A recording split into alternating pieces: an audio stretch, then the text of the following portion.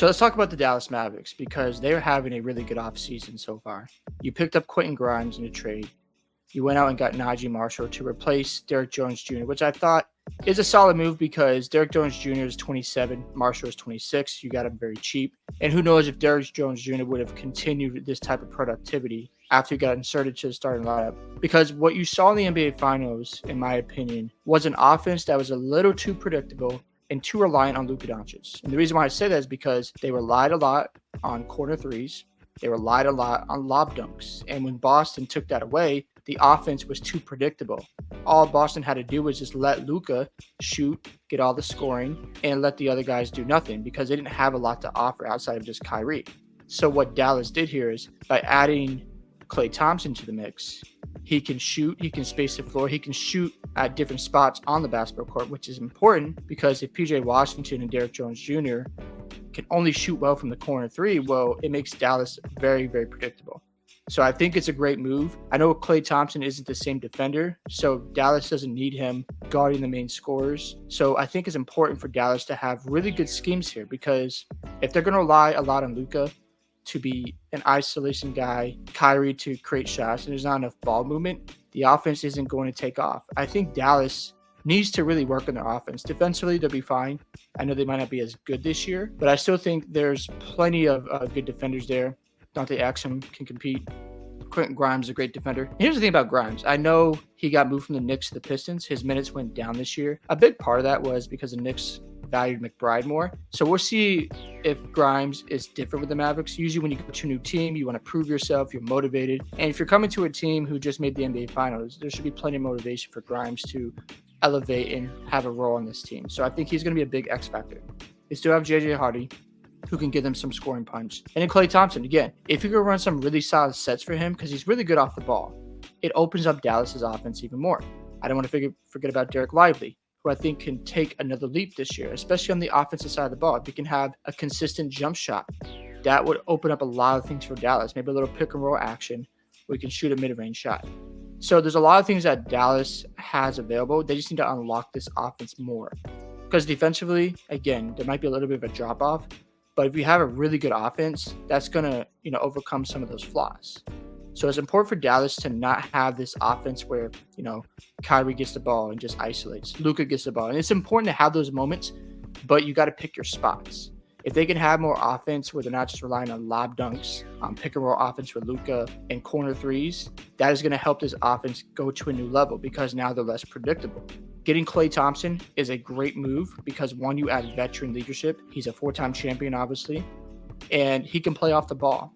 So they got to utilize that. Are they going to start him? I don't know. That's going to be an interesting question for Jason Kidd to answer. But they've got more depth now with Grimes, Marshall, and Thompson. You've added more depth to this team, so they're not top-heavy.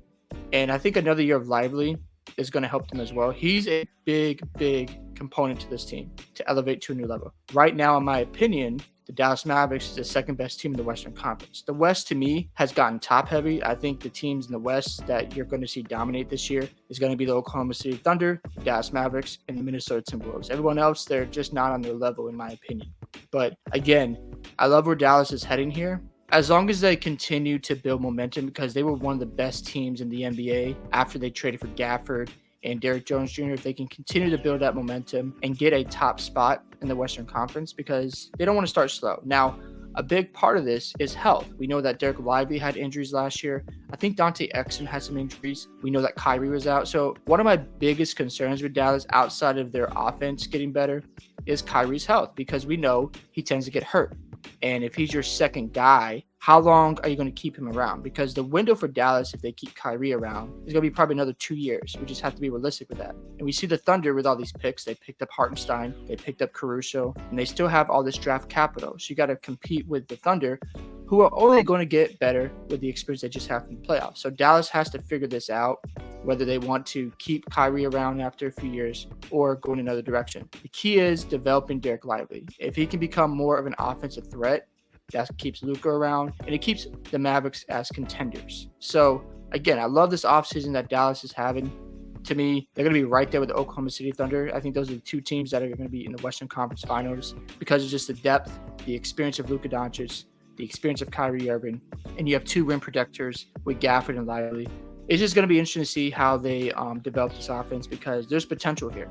You've got a Klay Thompson who can erupt at any moment, who shot 41% from 3 after the All-Star break. You've got Marshall, who shot a career high from 3 last year, and it is a younger, versatile defender. Not as good as Derrick Jones, but he still gives you a lot of options. And then you have Quentin Grimes. Will he have a better season offensively? We don't know, but defensively, he'll be solid.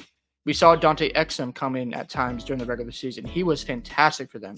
Didn't play a lot in the finals, but again, when you're in the regular season, you need depth, and that's what Dallas has at their disposal. So it's going to be interesting to see what Kidd does with their philosophy on offense and defense. If they can become a better offensive team where they're running more sets and not relying on so much isolation basketball. Because when it comes to the playoffs, if you don't have plays where you can space the floor, have shooters out there, and be able to generate more three-point shots, it's going to be harder for you.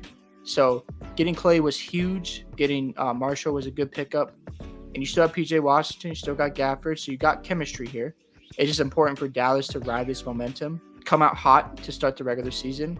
And by the time we get to the playoffs, they're going to be a contender. The last thing I want to touch on is the discourse about Luka Doncic's poor defense. Now, I know he isn't the best defender.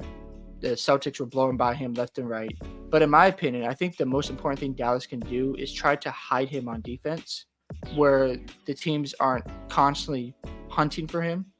And if he can just get somewhat better, he doesn't have to be elite, but able to, disrupt passes, stay on his feet a little bit longer, that's going to bode well for him. But we forget that Stephen Curry wasn't that good of a defender, and he got 4 championships. I think that's why I think Dallas just needs a better offense, because if you can run sets where you can get Klay off ball screens, he can pull up and shoot threes. Luka can find guys not just in the corner for threes, but obviously Klay Thompson as well. And Lively is a better offensive threat.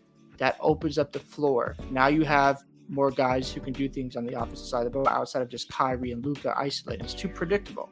So again, I know the defense is a question mark, but I think if they can hide him and be able to put him in situations where he can succeed and have more energy on the offensive side of the ball, that's a huge W. So we'll see how the Mavs figure this out. I love where they're heading. I think they've had one of the best off seasons in free agency, and we'll see how this all turns out. Hope you guys enjoyed this video today. Make sure you guys like the video and subscribe to the channel. Love to hear your thoughts on the sign of Klay Thompson and the Mavs off season so far, and I'll see you in the next one.